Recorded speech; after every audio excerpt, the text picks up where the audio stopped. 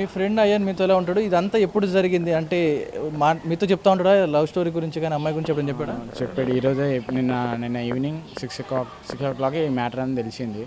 అయితే love story ఉన్నదని కూడా మాకు తెలీదు. అయితే ఇట్లా మేము మార్నింగ్ క్యాంటరింగ్కి వెళ్ళాం. క్యాంటరింగ్కి వెళ్తే ఇట్లా ఈవినింగ్కి కాల్ వచ్చింది మాకు. 6 o'clock కాల్ వచ్చింది. ఇట్లా నేను వాళ్ళ బావని మాట్లాడుతున్నా అని మనీ అతను అయితే కాల్ వచ్చింది. అయితే ఇట్లా పలానా అడ్రస్ దగ్గరికి రండి, మీరు గలీజ్గా తిట్టారు కదా, మాట్లాడదామా అది ఇది అని అన్నారు. అయ్యన్ తిట్టాడా అంటున్నా వాళ్ళని? ఆయన వాళ్ళని తిట్టిన మామూలుగా మెసేజ్ చేసిండు. అట్లా మామూలు గలీజ్గా ఏం తిట్టలేదు, మామూలుగా తిట్టినందుకు ఎందుకు నన్ను తిట్టినవరా అని వాళ్ళు మనకు క్వశ్చన్ ఇచ్చారు. అయితే మేము ఇట్లా మాట్లాడాము, డైరెక్ట్ కలిసి మాట్లాడి మేము ఏం చేయము అది ఇది అని అన్నారు. సరేలే ఏం చేయరు కదా అని వెళ్ళి మాట్లాడినాం. అయితే మాట్లాడినందుకు వెళ్ళేసరికి మాట్లాడినాం, అయిపోయింది. వచ్చి వెనకాల నుంచి 8 మంది వచ్చి కొట్టేశారు. సుమారు ఏ టైంలో జరిగిందంటే ఈ దాడి అంతా? 6 నుంచి 7:30 లోపల జరిగింది. సో మీకు సమాచారం అందినప్పటికీ అయ్యాన్ ప్రాణాలతోటే ఉన్నాడా లేకపోతే? అప్పటికి కింద పడిపోయిండు, కొట్టేసరికి కింద పడిపోయిండు. స్పృహలో లేడు అసలు.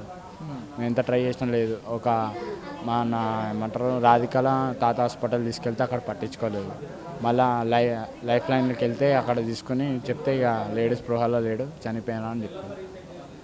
సో అమ్మాయి ఎంత సుమారు ఏం చదువుతుందా ఉండొచ్చు? అమ్మాయి ఇప్పుడు 10th అంట. అయితే ఇప్పుడు మన అబ్బాయి అయితే చనిపోయినంతనైతే ఇంటరు. వీళ్ళకి చిన్నప్పటి నుంచే పరిచయం ఉంది. వీళ్ళ లవ్ మ్యాటర్ అయితే 10th చేసుకున్నారు. సో సో మీ ఫ్రెండ్స్ కానీ ఎవరైనా కూడా ఫ్రెండ్కి ఏమైనా అయితే రియాక్ట్ అయితే మాట్లాడతాం, కానీ ఇంత దారుణానికి ఒడిగట్టరు చేయరు. కాకపోతే కొట్టే విధంలో వాళ్ళు కొట్టేసరికి ఛాతి మీద గట్టి కొట్టిరు తనిరో మాకు తెలియదు. మమ్మల్ని కూడా కొట్టిరు ఆ టైంలో. నేను చూడలేదు, మేము కింద పడేసి. మీ అయ్యంతో పాటు మీరు కూడా వెళ్ళారా ప్లీజ్? లేదు, అవును వెళ్ళాం. నేను ఇంకొక అతను వెళ్ళాం. ఎందుకంటే మీరు కూడా గొడవ పడుతూ ఉన్నారా వాళ్ళతో ఆ టైంలో? అంటే గొడవ పడతలే, మేము మాట్లాడినాం. మాట్లాడుతుంటే సడన్గా వాళ్ళే వచ్చేసి కొట్టేసిరు. అప్పుడు మేము ముగ్గురం ఉన్నాం, ఎక్కువ మంది కూడా లేదు. వాళ్ళు గట్టిగా కొట్టేసరికి వాడు అక్కడనే కుప్ప కూలిపోయింది.